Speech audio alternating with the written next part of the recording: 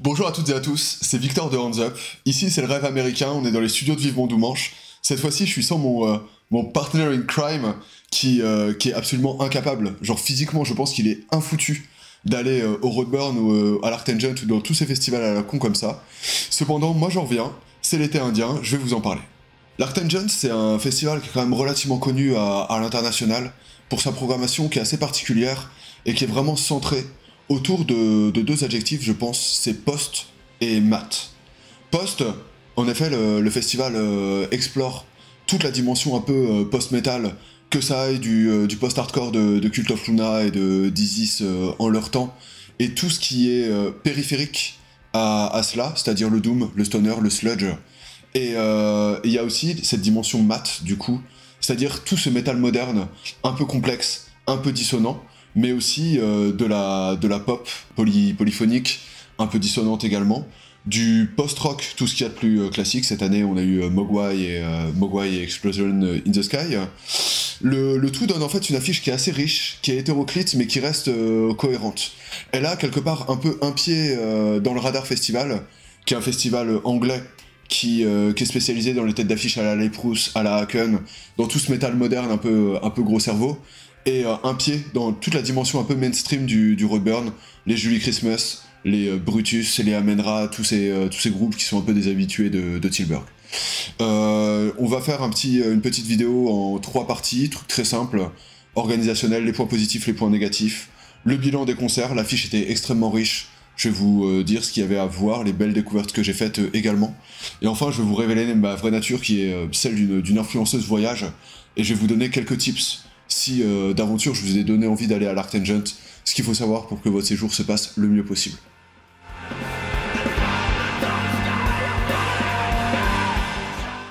Au niveau organisationnel, je vous propose qu'on fasse un très bref tour des aspects négatifs. Il n'y en a pas 50, mais il faut quand même en parler, avant que je vous raconte à quel point c'est quand même un pur festival.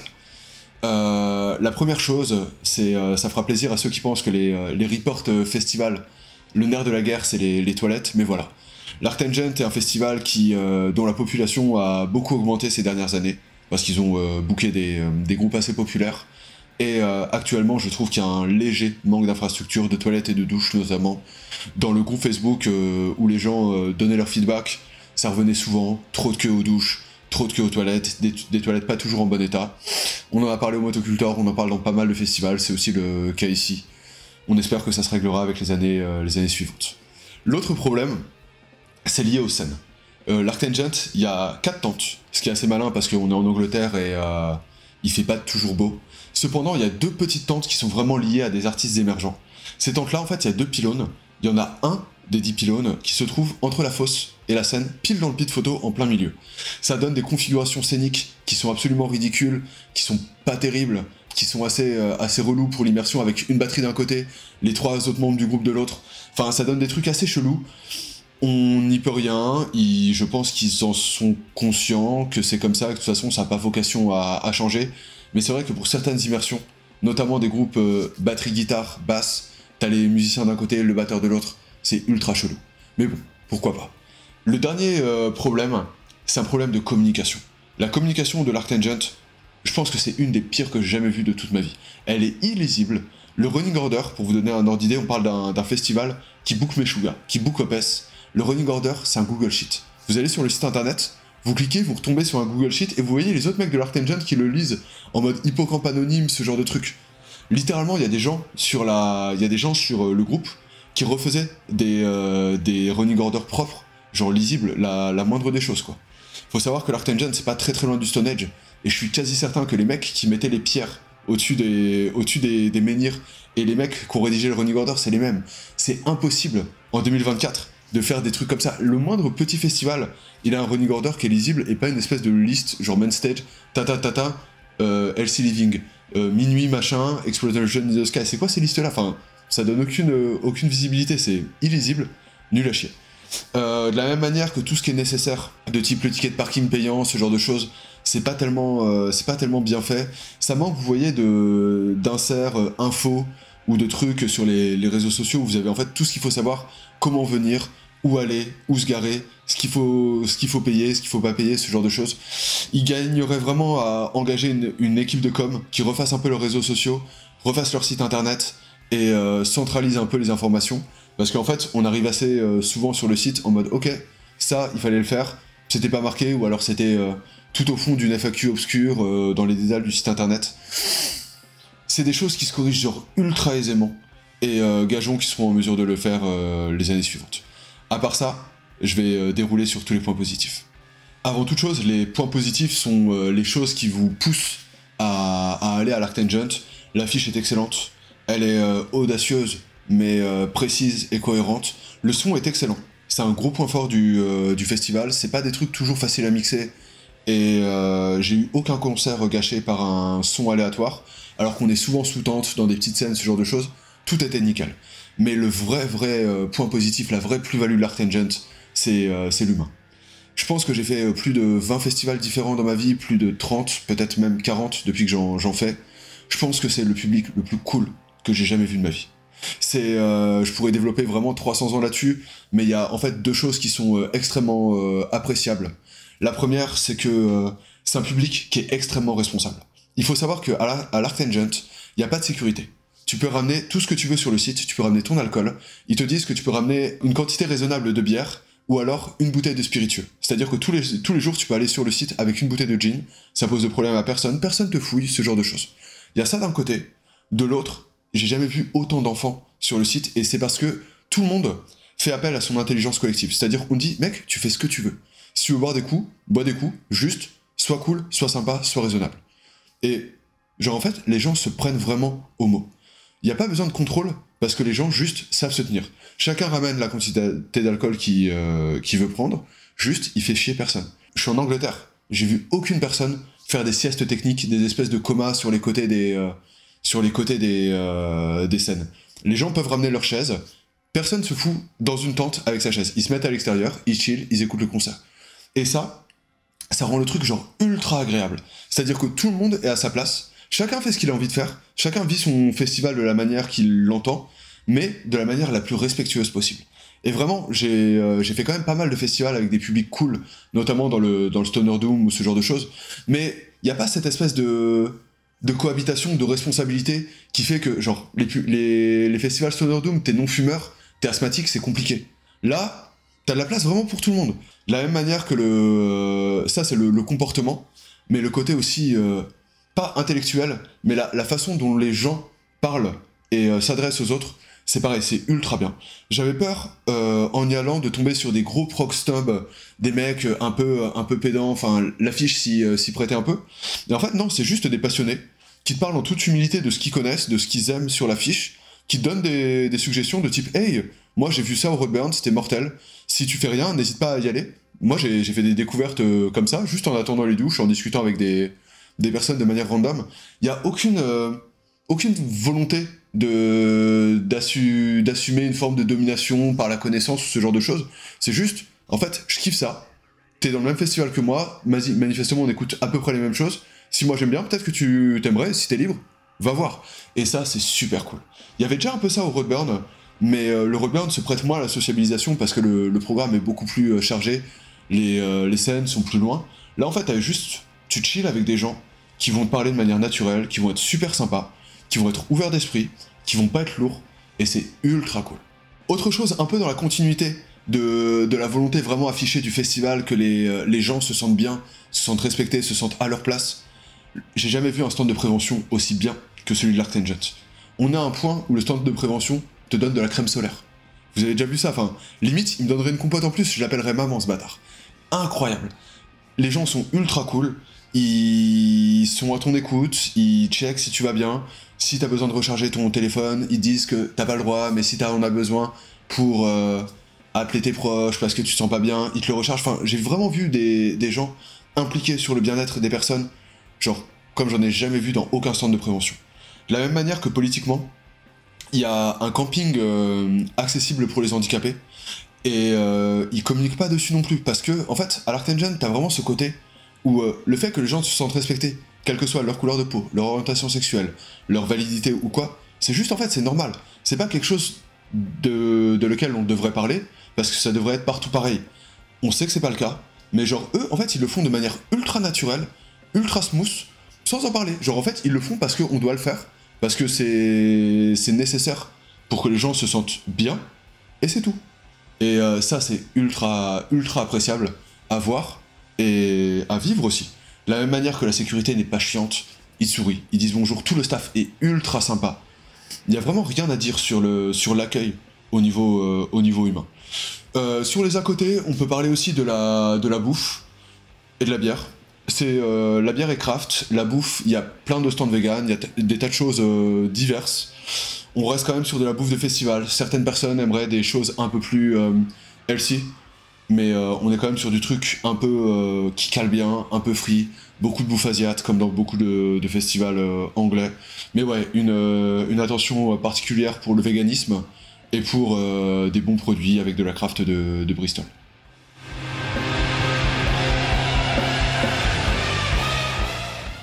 Venons-en à la partie concert. D'ailleurs, la transition est toute trouvée parce que, avant de parler de ce que j'ai vu sur scène, un tout petit point sur le public. Il faut savoir qu'à l'Arctangent, il n'y a pas de réseau. Ce qui fait que le public ne brandit jamais son téléphone. J'ai vu aucun téléphone de tout le festival. Quelques personnes qui prennent trois photos. Mais pour tout vous raconter, là on est jeudi soir. Hier, j'étais allé voir Lana Del Rey à Rock en Seine. Et passer de concert où il n'y a pas un seul téléphone à une tête d'affiche de Rock en Seine où il y a 40 000 Fontel en haut, vous pouvez rien voir, non pas parce que vous n'êtes pas grand ou parce que vous êtes loin, mais parce que entre Lana et vous, il y a 10 000 téléphones qui essaient de prendre des stories. Je vous jure que ça fait un bien fou. Et en vrai, quand on voit les artistes récemment de type Lamb of God qui ont gueulé sur le fait qu'ils en ont marre de voir leur public avec des tels, refaire des concerts sans tel, sans le moindre tel, ça fait vraiment quelque chose qui est assez particulier. Concernant le bilan musical, il faut savoir que, en fait, pour moi, l'affiche était divisée en deux choses. En trois, on va dire. D'une part, des groupes qui avaient une excellente réputation live que j'avais envie de revoir. D'autre part, des groupes que je connaissais et que j'avais envie de découvrir en live. Et des groupes dont j'avais très vaguement entendu parler ou que j'avais écouté juste avant le festival et que je voulais voir, que je voulais découvrir sur les planches. La première journée était d'ailleurs très centrée sur des groupes avec une réputation live qui les précédait. Julie Christmas a fait beaucoup de bruit au Hellfest. Baroness sont réputés pour leur énergie, leur joie ultra communicative d'être là. Amenra, tout le monde sait ce que ça vaut en live, il suffit de les avoir vus une fois pour savoir à quel point ça fonctionne bien. J'ai aussi eu l'occasion de revoir Meshuggah, qui m'avait bien roulé dessus au Brutal Assault. Et ma bonne surprise, je me rappelais avoir passé un bon concert, mais pas autant, c'est Mogwai, qui fait une espèce de post-rock à la fois un peu électronique, un peu pesant, des ambiances à la fois hyper sensuelles et hyper lourdes, un peu suffocantes. C'était vraiment incroyable. Tous ces coups de cœur, c'était des choses que j'attendais et qui n'ont pas déçu pour des raisons diverses. Peut-être une petite limite sur Amenra. J'ai vu le show beaucoup de fois ces dernières années. Je suis un peu moins rentré dedans. Un gros big up à Julie Christmas, qui a sorti un excellent album. Baroness à la hauteur en général. Mais j'aimerais placer juste un tout petit mot sur Electric Wizard, qui est probablement mon groupe préféré hors Black Sabbath, que j'ai vu une douzaine de fois. J'ai toujours trouvé que c'était pas un groupe de live. À l'Arctangent, ils sont vraiment passés en mode Super Saiyan. Ils ont donné un concert genre vraiment d'anthologie, pour moi peut-être la meilleure ou la deuxième meilleure fois où je les ai vus. Beaucoup de fumée, just hyper juste, un son massif mais bien dosé, pas de fioritures, pas de réécriture de solo ou quoi que ce soit, juste quelque chose de simple, d'efficace, début sur Return Trip, enfin un concert ultra bien, très dosé, très maîtrisé. Seule innovation, Just fait des petits vocaux un peu black metal sur le chant saturé qui renforce un peu le côté menaçant du propos. Mais vraiment, je pensais passer un léger bon moment comme d'habitude, mais là j'ai vraiment été soufflé. Ce qui m'a énormément plu aussi, c'est que j'ai pu faire des découvertes live. À ce propos, il y en a vraiment deux qui m'ont vraiment marqué. Love Sex Machine, qui est un groupe de sludge de France, hyper pesant, signé chez Pelagic, J'ai pu voir que la fin du concert, en termes d'ambiance, c'était vraiment, vraiment suffocant. Genre, grosse ouverture des portes de l'enfer, côté post-apocalyptique, genre ultra, ultra bien dosé. Ce qu'on attend d'un concert d'Amenra, mais Made in France, vraiment un très très grand concert. J'ai aussi adoré Blood Command, qui est un groupe norvégien qui fait en fait le liant entre Turbo Negro et tout cet hardcore féminin à la gel. Hyper énergique, stupide, vulgaire, une chanteuse qui tenait vraiment ultra bien son auditoire à base de twerk, d'escalade des structures, de blagues de cul.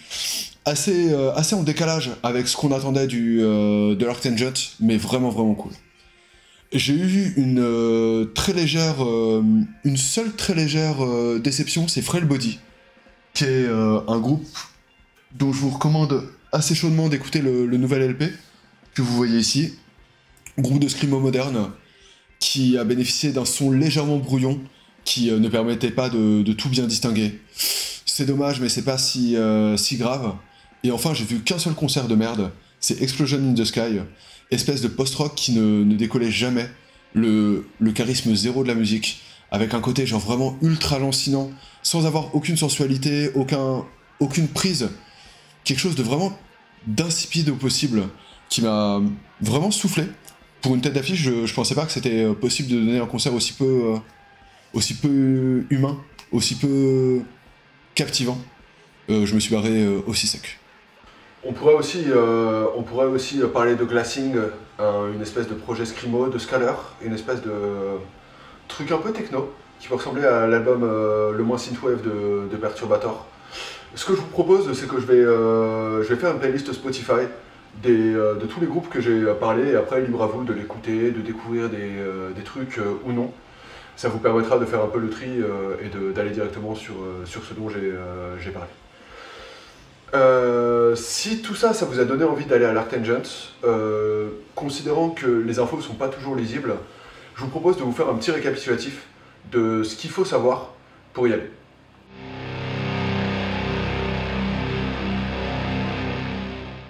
La première chose à savoir, malheureusement, c'est que l'Arctangent, c'est pas un festival qu'on pourrait qualifier de bon marché. Déjà, en tant que Français, on subit le fait que la livre sterling est une monnaie forte et que les conversions se font pas en notre faveur. Ensuite, il faut savoir que comme le Brutal Assault, comme le Damnation, comme pas mal de festivals, le prix est progressif. Actuellement, les places sont en vente. C'est 148 pounds pour 3 jours en normal, 198 en VIP. Et pour 4 jours, c'est 219 en normal et 268 en VIP. A noter que ça, c'est 30% de moins que le billet en tarif final. Pour information, actuellement, 268 pounds, c'est 315 €. Ce qui fait que, basiquement, un Arctangent de 4 jours version VIP, c'est plus cher qu'un Hellfest. Juste au niveau du pass.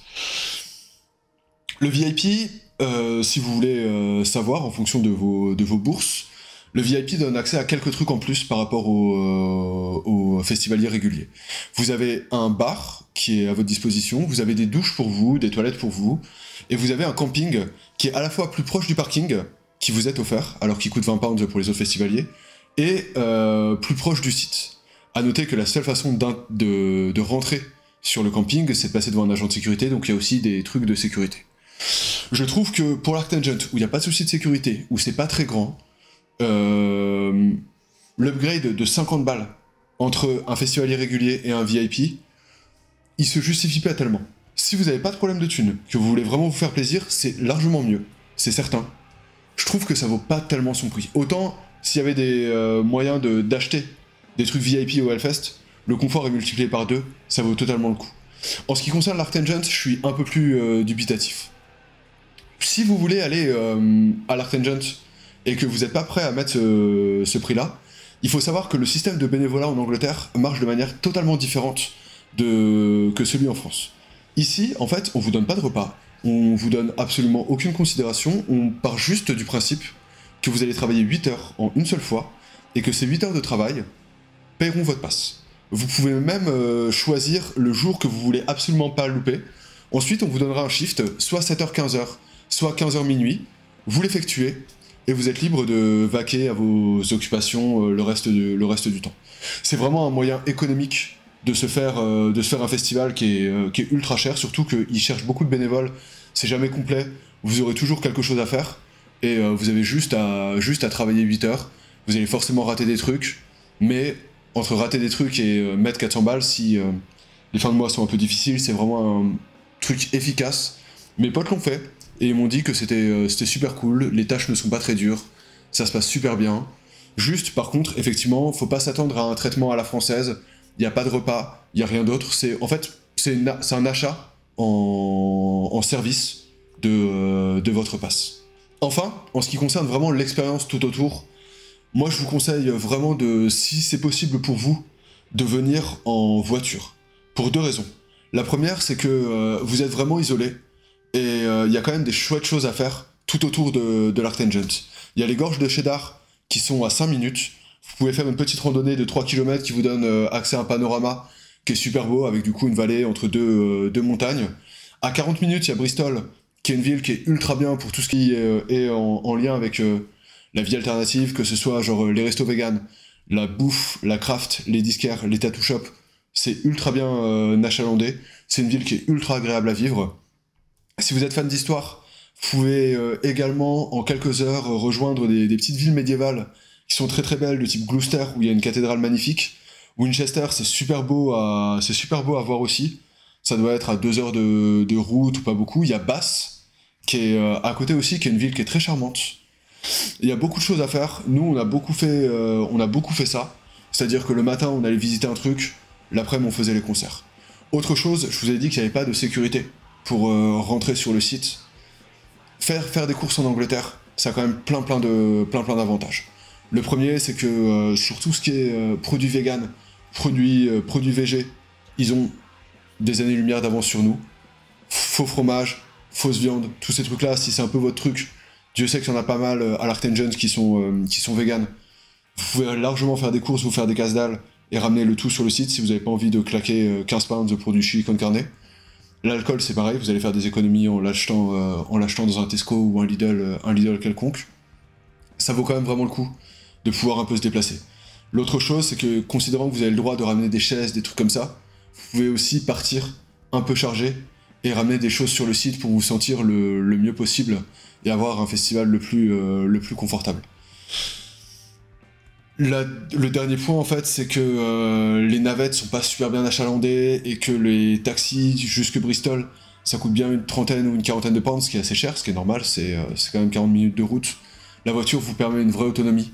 Donc si vous partez, autant il y a des trucs de type le Hellfest, je pense que c'est plus un handicap qu'autre chose. À l'Arctangent, c'est un vrai plus.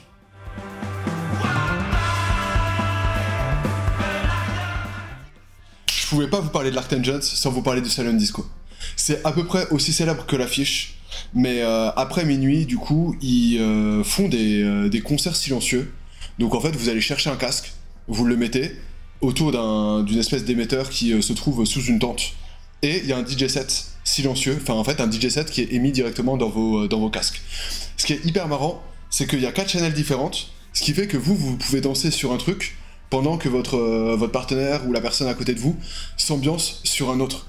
Et les DJ font des espèces de batailles où dès que l'un passe un bangers, tous les autres switchent pour aller de l'autre côté.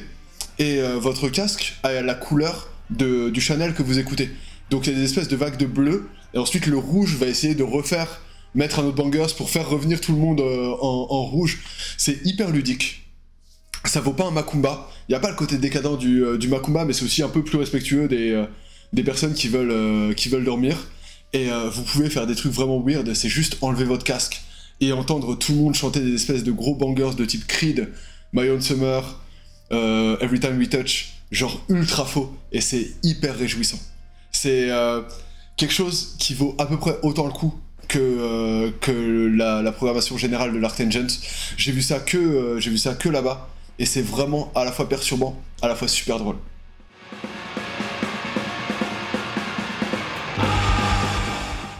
Vous l'aurez compris, j'ai été vraiment conquis par mon expérience à l'Arctangent. C'est vraiment un des tout meilleurs festivals que j'ai fait de toute ma vie. Et je vous incite réellement à le découvrir si ce n'est pas encore fait. On peut des fois avoir quelques réticences à mettre autant de fric dans une affiche qu'on connaît de manière imparfaite. Je pense que comme pour le Roadburn, il faut aussi faire un peu confiance aux équipes et se dire que ok, on connaît peut-être pas tout, mais on va découvrir et c'est aussi une excellente chose. En tout cas, si vous y allez, n'hésitez pas à me le dire en commentaire. Si vous y êtes déjà allé, vous pouvez me le dire. Si vous avez vu des trucs cool, des trucs qui méritent d'être checkés, partagés autour de vous. Et nous, on va se revoir le mois prochain pour la nouvelle saison de Vivement Dimanche avec Mickaël.